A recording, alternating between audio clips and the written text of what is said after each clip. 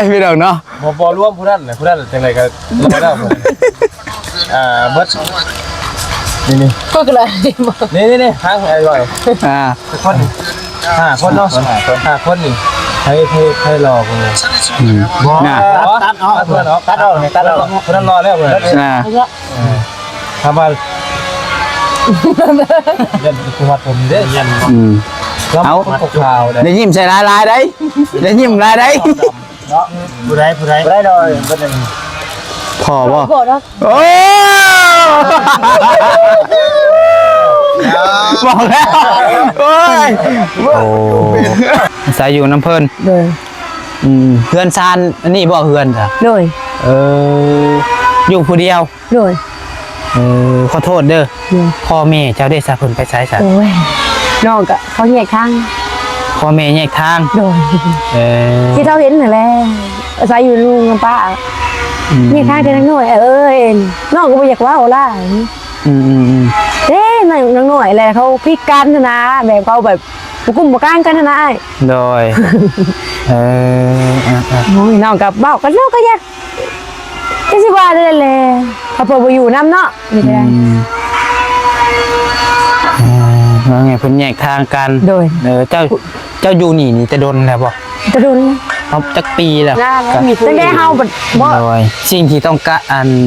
ที่เจ้าต้องการที่ขาดเรือตอนนี้นี่แม่นยังเข้าแล้วจะได้เงินจากยาซาใส่อยากได้เข้าเลยจะได้เงินยาซาใหม่แล้วครับอยากได้เฮือนโดยเฮือนซานเป็นของตัวเองโดยเขาเรียกปุ๊กอันนี้เองปุ๊กในนี่ก็ได้บ่โดยเพราะว่ามันเฉพาะดินของเฮาแน่เป็นดินเจ้าน้ำบ่นี่คือดินไผดินเฮาน้ำใช่ว่าดินลุ่งบ่กินนี่ลุ่ง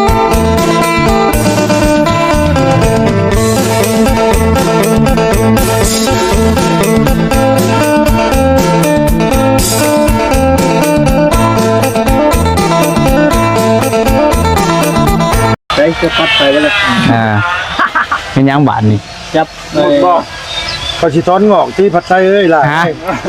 ถอนงอกบ่คือว่าหมดเกินถอนงอกเป็นขึ้นวัวบ่หวานเกินบ่คนอะไรน่ะถอนงอกบ่คันถอนนี่เบิดเลยบ่ยาวคำว่าถอนงอกมี2อย่างบ่ดูมี2อย่างเลยอย่างนึงคือเขาไว้เกียร์จบแล้ว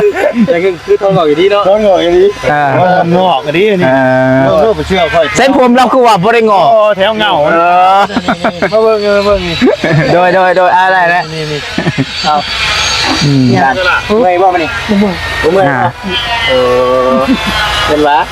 เป็นไรพวกตกใจน้ำเราเป็นก้อยลูกผมก้อยเอาผู้เช่าดิอ่ะติด200แล้วผู้เช่าดูกันอยากกันหนังสบายดีโดยสบายดีมาไปที่แล้วครับไปถึงบ้านเราไปถึงบ้านอีกที่นี่ก็ที่นี่เดี๋ยวใส่พ่อให้ลูกเลยเอิ้นพ่อเลยติมาเมื่อเดี๋ยวเอิ้นพ่อเนาะนี่ใครอยู่อีหล่าเพิ่นว่าคือผู้ใหญ่โดยคือพ่อนี่เราใครว่าเราคือผู้ใหญ่เราอ่ะเป็นคันเราบอกเจ้าคือพ่อคันเราบอกว่าเจ้าคือเด็กน้อยเจตนาแล้วได้เนาะว้าวเนาะเสียกั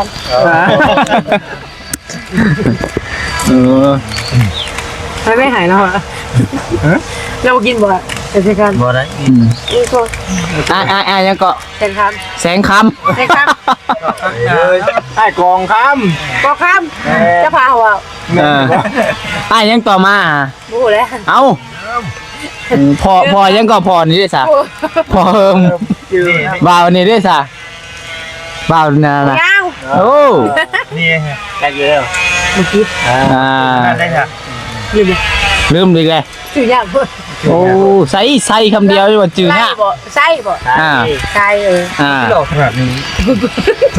เป็นกองคุณนะโอ้ยพี่ดอกเนาะบ่ร่วมผู้นั้นจังได๋ก็รอแล้วเบิดนี่ก็เลยนี่ทางไอ้บ่อยคนคนเนาะคนนี่ให้รอกูตัดออกคนนั้นรอแล้วเพิ่นถ้าว่ายันกูวัดผมเด้ยัน เอา ข่าว ได้ยิ้มใส่ลายได้ได้ยิ้มลายได้ เนาะผู้ใดได้ดอยก็ได้ พอบ่ โกรธแล้ว โอ้บอกแล้วโอ้ย มันอยู่เป็นล่ะมันอยู่เป็น น้องอย่างไรลูก อ่า ลืมเลยเอากันเนาะ ได้ลูกมาพี่ได้ลูกสาวอีกคนติ ลูกสาวดูดึง สองเลย บอกแล้ว ข่อยนะเนาะว่าอะไรก็ได้ สิได้ค่าดองลายแล้วมันลุงเหิมเนาะ เอาให้พัดใช้ชีแตงกับแตงให้ด้วย เดี๋ยวไปเยี่ยมไปยามเพื่อนเพิ่นก่อน โดย คำในมุมภูมัน ไปซะเดี๋ยวเฮาก็ทุเละน้องบ่ให้เอิ้นน้องบ่ นอกแล้ว ไปซะน้องไปเดี๋ยวพาไปเบิ่งแน่พี่น้องเนาะเพราะว่า มึงเพื่อนปะ แม่นเบิ่งนี่แหละเพราะว่าน้องปัดไซก็เข้ามาครั้งแรกเนาะพี่น้องเนาะเอาก่อนอื่นเบิดก็กราบทักทายสบายดีเด้อพี่น้องเด้อสบายดีกันเบิดสุขสุขคนช่วงแรงๆพี่น้องเอ้ยพอดีว่าน้องปัดไซก็เดินทางมาแต่ขึ้นเดือนขึ้นซานของน้องสายฟ้าเพิ่นเนาะพี่น้องเนาะก็เลยว่าสั่นลงมาพี่เลยพี่น้องเนาะคนละทางเลยพี่น้องเนาะแต่เฮือนน้องสายฟ้าไปก็อีกเส้นหนึงมาพี่ก็อีกเส้นหนึงพี่น้องเนาะมาทางพี่มาหาน้องดำบ่กะเพื่อนเพิ่นกะทางขึ้นไปเวียงพุทธพี่น้องเนาะจักเพิ่นเดินเส้นทางหยังพี่น้องเอ้ยแล้วน้องสายฟ้ากับผู้ไปทางเลข9เลข10ผู้พี่น้องเนาะก็ไปคนละทางอยู่พี่น้องเอ้ยใจยังบ่ไปอยู่บ่ไปไปไป มาถ่ายเขาได้ เ เรียกห้องเจ้า อ้าใช้ติดไม้เห็นไหนกว่า ที่ประเทศ ที่บ่เป็นบ่ขออนุญาตเด้อ เฮ้ยประเท นี่ ศ จะบีบแบบนี้ได้บ่นี่ นี่ไง เออก็ใช่ฮะแหละ สาวคนนี้ ไปพี่น้องเนาะโอ้เสียงเพิ่นกบไม่กบตอกสิแซวอยู่พี่น้องเนาะ เอาไปเพื่อนบ่ ฮะ เพื่อนบ่ บอสใช่ก็คือว่าเจ้าเห็ดทานเห็ดเทินฮะตัวได้เตาเจ้า เจ้านี่แหละ ตัวนี้บ่เห็ดผู้เดียวบ่นี่ โดยผู้เดียว โอ้พอน้องปัจจัยก็มาครั้งแรกเป็นน้องมาหาน้องเพิ่นก็ได้เอิ้นเอื้อยกับพิษอีกได้นี่ที่แท้เลยเพิ่นอายุหลายกว่าน้องปัจจัยพี่น้องแต่ว่าเพิ่นหมายเอิ้นเอื้อย อันนี้ เพิ่นให้เอิ้นน้อง แม่นแต่อ้ายอายุกี่ปีสาว แม่น20 ปี หาลือกัน ปีหนึงเป็นยังเนาะ แม่นบ่เป็นยัง ขออนุญาตนำจ้ะ ได้ เพราะว่าเจ้าก็อยากให้เกียรติค่อย หนึ่งขอให้เกียรติเจ้า โอเค ผู้ใดผู้คือพ่อกับผู้คือเรื่อยๆอย่าว่ามันเฒ่าเกิน โดยตัวเอิญเจ้าข่อยก็ได้ แม่นเจ้าข่อย ว่าเจ้าข่อยก็ได้ อ้ายน้องมานั่นแหละ โดย ลาอีลา เตาเจ้าเห็ดผู้เดียวอ่ะนี่ โดย จักมือเห็ดสิแล้วเทื่อหนึ่งนี่ 2-3 มื้อ 2-3 มื้อแต่บัดนี้ใส่อบใส่อย่างนั้นนี่จักมือจักสิได้ขวัด 2-3 2-3 มื้อคือกัน โดย โอ้ สมมุติว่าเฮาอยู่มื้ออื่น ไกลเบิ่งคืน2 คืน 3 คืนก็ได้ขวด ประมาณ3 มื้อเนาะ โดย 3 มื้อนี้ได้ขวัด เกิน2 มื้อก็ได้ขวดนะนี่มันใหม่ไว้ส่ง โดยเพราะว่าไม่นี่เอาน้ำพึ่นนี่บ่ โดย ในเขตเป็นไง ขวัดเทื่อหนึงนี่ได้จักซอบนี่น้อง ร้อยปลาย 100 ปลายโอ้100 ปลายซอบโอ้100 ปลายซอบบัดนี้ที่ว่าอันนั้นน่ะเพิ่นขายเบิดแล้วบ่คือแนวใด ยัง บ่ทันได้ขายบ่มาแล้วนี่เพิ่นมาซื้อแนวใดนี่ ไปส่ง เอาไปส่ง โดย ไผไปส่ง รถเลยเอาขึ้นรถแล้วก็ไปส่ง มีคือจุเจ้านี่เฮ็ดทานนี่ได้เบิดเลยบ่ของเจ้าเองเบิดเลยบ่คืออะไร ของเฮาแล้วปันกันกับเรา โอ้ยังปันกันอีก โดย ปันกับไผอ่ะน่ะ กันได้เห็นกูหายนี่แม่อันนี้กูใช้หมวกกันดิ ผู้ใส่บ่วงเขาเจ้าของเพิ่นบ่น่ะ โดย จะว่าง่ายกับเจ้านี่เป็นคนเผา แม่นมาเฮ็ด เป็น เอง เป็นคนเผาแหละบัดขวัดแหละใส่กระสอบให้ทั้งแม่เพิ่น โดย แล้วก็ได้เท่าไหร่แล้วก็ปันกันบ่ โดยบุญเท่าไรแล้วนึงแล้วก็เอา40แล้วครับเฮา60 60 40 เราเอา4เฮา6แล้วยังขายจอยเด้ พวกทีมนะคะเราต่อ 60ราคายให้เราอีก เลย จะได้60กระสอบราคายให้เรา สอบเท่าไหร่จะขาย เราหายว่าท็อป14พันละคุณ สอบ 14,000 โดยตะกี้12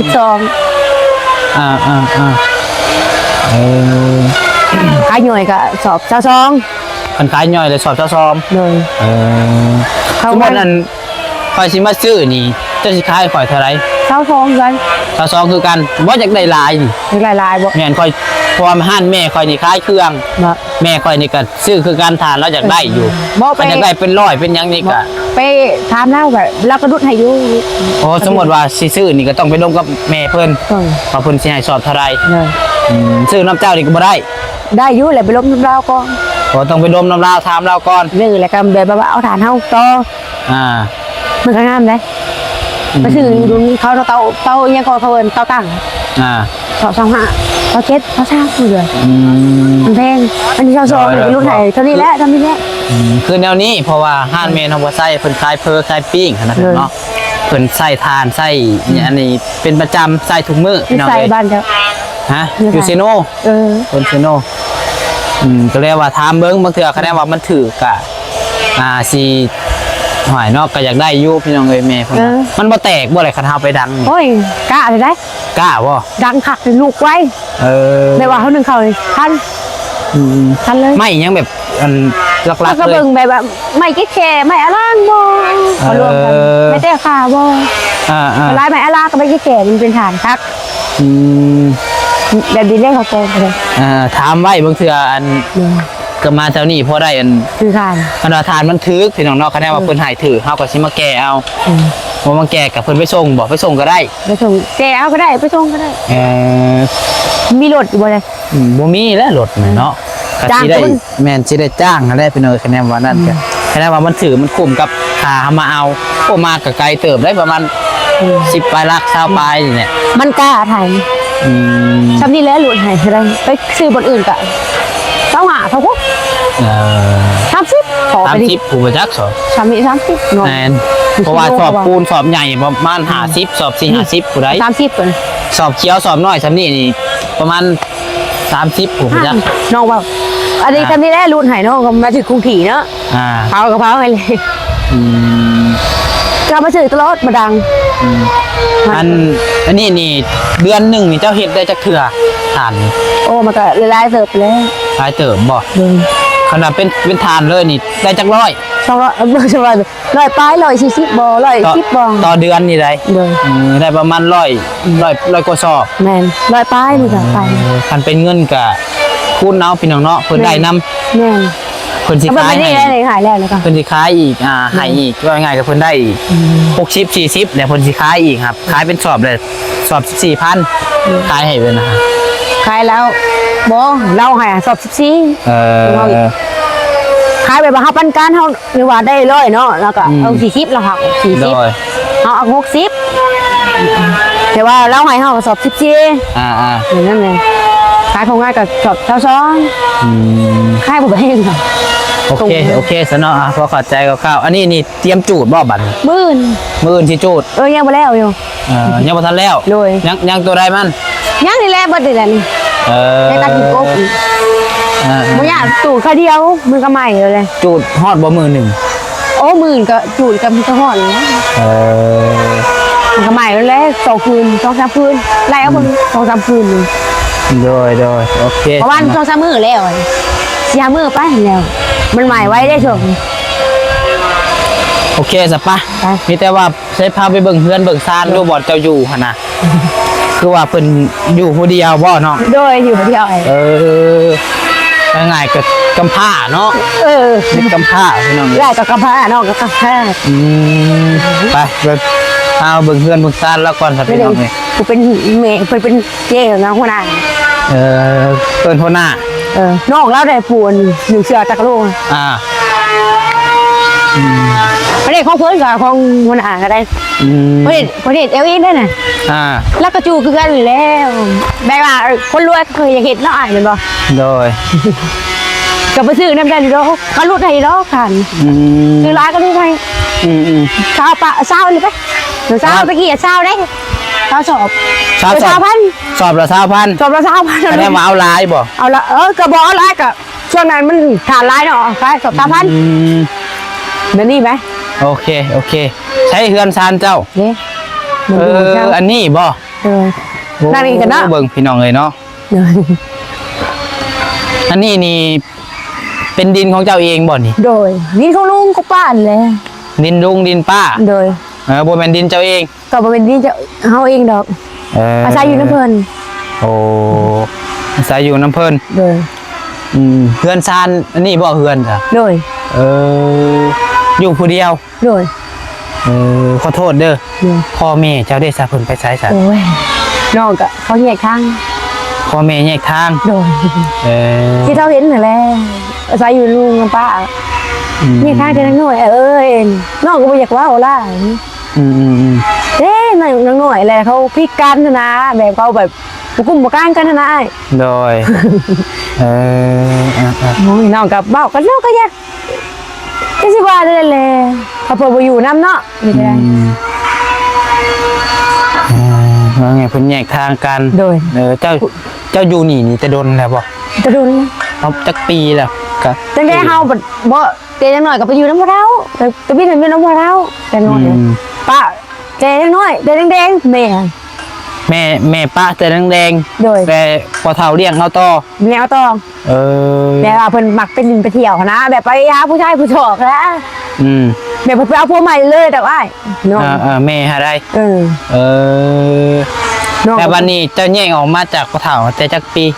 เพิ่นตายค่ะบ่หลายปีเติบแล้ว พอเฒ่าเสียแล้ว โดย พอเฒ่า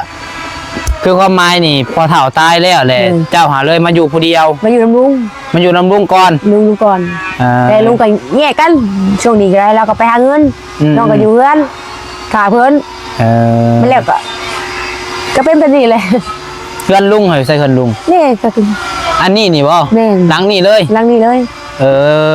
ตะกี้น้องก็นอนนี่แหละบัดเอ้ยนอนหันบัดน้องก็บ่มีนอนเนาะน้องก็นอนบนโถนั่นแหละแล้วก็เอ้ยง่ายเป็นก็นอนพี่บัดนี้มันก็สบายบัดนี้ตะกี้มันอยู่หลายคนเด้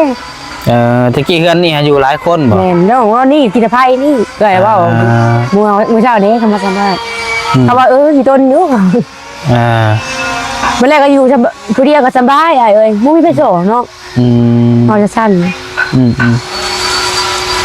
คืออยู่ผู้เดียวปัจจุบันนี่เนาะ โดยอยู่มาได้ทำเดือนแล้ว 3 เดือน เกินทำแบบบ่เงาบอกก็บ่เงาไปเลยเลยจะเป็นเนาะเขาเนาะเขาชวนขึ้นน้องก็บ่ขึ้นไปนำเขา ไปไส ขึ้นเนียง ขึ้นไปเวียง น้อง ไป ขึ้น ยังเวียง เขาไปเอ็นพีเองานเขาเลยน้องบ่ขึ้นน้องว่าอยู่เรือนดีกว่าน้องว่าอยู่เรือนมันก็สบายบ่หากินก็บ่มีโอ้น้องก็ลงมาส่วนลงมากับพี่กับอีเมลแล้วอยากให้ขึ้นไปอยากให้ขึ้นไปน้องก็บอกอยากขึ้นมันแบบว่าคือบ้านเฮาเลยน้องมันอยู่ไกลอยู่ไว้ชนก้อยชนกอกด้วย โดย มันเห็นเวียกนะ บ่คักติ มันบอกคักนี่มันคือกากคือทานที่น้องว่าก็เลยตัดสินใจ บ้านเนาะ โดยแบบว่าบ่หากินหาอยู่มันก็บ่มีบุญบ่ชื่ออ้าวได้แบบว่าโอ้น้องก็บ่คัก มันอยู่ในเมืองอีกบ่มักบ่ บ่มักแบบว่าอยู่เป็นธรรมชาติ อยู่ธรรมชาติสบายใจกว่า แม่นพักสนุกกินคู่นี่แหละแบบเฮามักคนดุอันนี้แบบดุเฮ็ดเรียกงานกับบ่ทอเฮาเขาว่าเอาลงมันคนลำบากกันไปอยู่โอ้ยลำบากแดดปินเบกกล้วยโอ้ยบ่ไหวน้องมาแต่เวียง เจ้าเคยไปเฮ็ดเวียงเฮ็ดเวียงอยู่ไสก่อนเจ้า อยู่เวียง เคยไปเฮ็ดเวียงอยู่เวียงไปเฮ็ดหยังเมื่อก่อน ต้นกล้วย ไปเฮ็ดสวนกล้วยอยู่น้ำไผ อยู่นำพี่น้องพี่น้องก็ทนบ่ทนบ่ไหวเลยกลับมาอยู่บ้านมาเฮ็ดทานคือเก่าโดยแล้วก็แบบอีพอแล้วก็จะได้เลยแล้วก็เฮาแบบเมื่อยเนาะเฮาแบบผู้หญิงมันที่เบรกได้บ่กล้วยน้อยมันเรียกของผู้ชายเนาะบ่ได้ว่าหน้ามันให้มันให้น้องให้ขึ้นน้องก็ไปพาดหัวเขาแล้วน้องไม่พาดหัวเขาแล้ว เอาไม้พาดหัวเลยพาดกล้วยเด้อมันหยอกน้องว่าให้น้องไปพาดหัวเพิ่นทางตาเพิ่นเลยโอ้อ้าวให้น้องบ่อยากเฮ็ดหยังว่าเอาน้องเมื่อยบัดกูเฮ็ดหยังน้องว่า คนแท้ๆมันไปเวียเรื่องการดอกกันบอกคงเห็นแบกไม่ขึ้นพูดโอ้บ่ายเช้าเมื่อยจังนี่ก้อยกำลังใหญ่หนึ่งไอ้ อ่า น้องเห็นเลยเป็นพ่อก็ให้กับให้บ่ได้ลูกหลานเนาะ จะเป็นลูกหลาบ่ โดย มีเอื้อยมีอ้ายจักคน มีเอ้ยก็3คน2คนกับคนนี้แหละกับอ้ายแน่กับน้องแน่ เอ้ามีน้องอีกใช่ว่าจะเป็นลูกหลา บ่ผัวเป็นลูกๆคั่นน้องมันยังอันอยู่ผู้ชายอ้าย2คน โดยอันนี้นี่คือบ่ได้เป็นเพื่อนชุดเจ้าเองเป็นเพื่อนลุงเพื่อนป้า แม่น ดินกับดินป้า บ่ดินลุง ดินลุง แม่เป็นของแม่เฮา อืม เพราะว่าเว้าง่ายๆถ้าเป็นลูกพี่ลูกน้องกันนะ เอาเป็นลูกน้อง โดย เขาเป็นลูกอ้ายไปสิถูกต้องกันนะ นอกยังง่ายใช่ โดยแต่ว่าห้องนอนห้องน้ำนี่มีไส้เนาะ ไม่ใช่ น้ำในกับมีไส้ เลยได้เอา น้ำในกับน้ำใช้น้ำใดเป็น เงิน ดูดิเป็นเนาะ ก็อยู่ไปที่ห้องนี่แหละมึงเรื่อง อยู่ผู้เดียว เลย ใช้อันพาขึ้นไปเบิ่งด้วยเถอะเพื่อนซานเป็นแนวใดพี่น้องเนาะเบิ่งเพื่อนกับเพื่อนไม่ มึงก็เห็นเนี่ยที่กูไปท มันเป็น ำไม่ พื้นไฟนี่ก็มีไส้เนาะ นี่ ข้าวน้ำนี่เจ้าเห็ดอะไร ซื้อกินเอง เองบ่ มึงอยากก็กินนั่นละเบ้าเด็กอะไรนะ ใช่เพื่อนนะบ่าว ไม่ได้ผูกผนังกันเด็ก เพื่อนหลังนั่นที่เพื่อนนะบ่าวครับ โดย อันนี้ก็เป็นเพื่อนซานของป้าของลุงแต่ว่าเจ้าอยู่คนเดียวเนาะ คนเดียวบ่ได้เงินป้าดอกเงินลุง เพื่อนลุงเนาะ ป้ามาอยู่น้ำเป็นไพ่เด็กป้าแล้วก็ชื่อแต่ว่าแล้วก็เป็นไพ่ โดยเบิ่ง เลขกับพี่อ้ายนะ สภาพเพื่อนเราก็ได้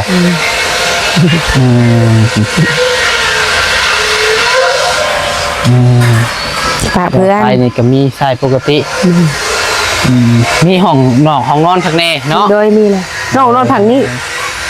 นอนข้างใด ผังนี้เล่น บริโนอนห้องนั่น บ่ โอ้ ของเขาที่ได้เข้าไปอันเนี่ยเข้าไปเอาถ้วยแล้วมาใส่ออกมาใส่ก็ไม่ใช่ร้ายดอกถ้วยกันแทน โอเคอันนี้ก็ ข้าวน้ำนี่พากันเดินซื้อมาแต่ไซเหรอ ซื้อมาจากฮูซีไปเลยแหละ เฮ็ดได้กินหั่นนะแบบบาทเจ้าเฮ็ดหน้าบ่ ไก่เฮ็ดอยู่น้ำระบาปีนี้ เพิ่นให้เท่าใด ฮะเพิ่นให้บ่ไปจ่อยเพิ่นก็ให้2 ซอบ ให้ต้องสอบกินเบิดเลย เบิดแล้ว คันข้าวเบิดเลยเฮ็ดได้ต่อบัด ซื้อเอา หาขายทานแล้วก็ไปซื้อข้าว โดยก็พอได้กินก็มื้อเดียวก็ไปกินน้ำเหล้าครั้งวันหน้าเลยเพิ่นก็บ่คิดที่ไปกินมื้อเดียวก็ได้ ก็เห็ดแล้วพี่นาก็เห็ดหน้าแล้วมีผู้เห็ดหน้าเลย โดยสิ่งที่ต้องการที่เจ้าต้องการที่ขาดเรือตอนนี้นี่แม่นยัง เข่าเขาแล้วจะได้เงินจากเงินซ่านใส่ อยากได้ข้าว เลยจะได้เงินในซ่านใหม่แล้ว ครับอยากได้เฮือน โดย เฮือนซานเป็นของตัวเอง โดยเขาเรียกปุ๊กปุ๊กอันนี้เอง พวกนี้นี่ก็ได้บ่ โดยเพราะว่ามันเฉพาะดินที่เขาแน่ เป็นดินเจ้าน้ำบ่นี่คือดินไผ่ ดินเขาน ใช่ว่าดินลุงบ่กินนี่ ำลุงก็เล่าแบ่งให้ ลุงแบ่งให้ โดย เออ แม่ว่าพอเรื่องของเรื่องแล้วก็ไม่แคบเนาะป้าเราว่าซื้อไหมเราป้าเงินซื้อไหม ป้าอยู่ทางบ้านแล้วพูดแล้ว ป้าสิไปซื้อไม้ โดย แล้วสิป้าเจ้าอยู่นี่ โดยคาริพอแล้วก็อยู่พี่แรกขอกันเลยเราไปดอกเรากันเลยเดี๋ยวแบบเกิดเรื่องงอดกับอยู่พี่เนาะลูกป้าแบบร้ายเนาะ3 คนย้ายค่ะอยากกันอยู่กระปุกอันนี้ยิมูนี่แหละ ไปน้องเลยเนาะเอาดีออกดีครับเพิ่นก็กว้างแล้วเลยชวนพัก เมื่อนี้เขามากับครั้งแรกน้องก็ยังไม่ได้มียังมาหักฝากมาต้อนมันจะมือหนามือในพอแล้วเด้อสิมาหาใหม่ เจราย เห็นแต่ว่าสู้ๆเด้อเป็นกำลังใจให้ไปซาบันนี้เดี๋ยวสิไปผู้แหละเนาะ นี่ผู้ชม ไปชมว่าปะยางก่อนก็ได้ ไปบ่เป็นอย่างหรอกอ้ายคันมีมาดินน้ มาดินน้ำก็ดีใจบ่ ำแม่นได้ผมมีคนปากคนพุ้ยน้ำเนาะอยู่บางมื้อก็มาดินน้ำหมาเอ้ย กินกับม้าบ่ โกย เออ ถ้ามีแมวมากับจักรชัยอะไรไม่ใช่ของใคร อ่า มีแมวกับแมวอยู่นะ อ่าถึงเนาะงานได้ๆกำค่าพ่อแม่แยกทางกันครับท่าน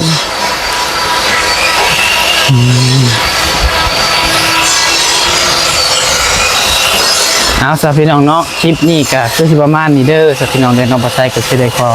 โตจบคลิปตำลาพ่อแม่พี่น้องไปก่อนเนาะ อยู่ดีมีแห้งบัดสุขสุขคนพี่น้อง แรงนอนแล้วแม่ ผิดพลาดประการใดก็ขอโทษขออภั นอน ย แล้ว ไม่เป็นไรขอบคุญขอบคุณทุกคนที่เข้ามารับชมและเป็นกำลังใจให้เด้อพี่น้องเด้อถ้ามีผู้รักผู้ใหญ่อยากซอยเรือทางน้องเพิ่นกันยินดีพี่น้องเนาะโอ้ยตกใจเด้ แล้วไอ้บ่ เอาสุดท้ายนี่ก็อยู่ดีมีแห้งชกมันร่ำรวยเฮงรวยตลอดปีตลอดไปเนาะขอข่าวคำว่าสบายดี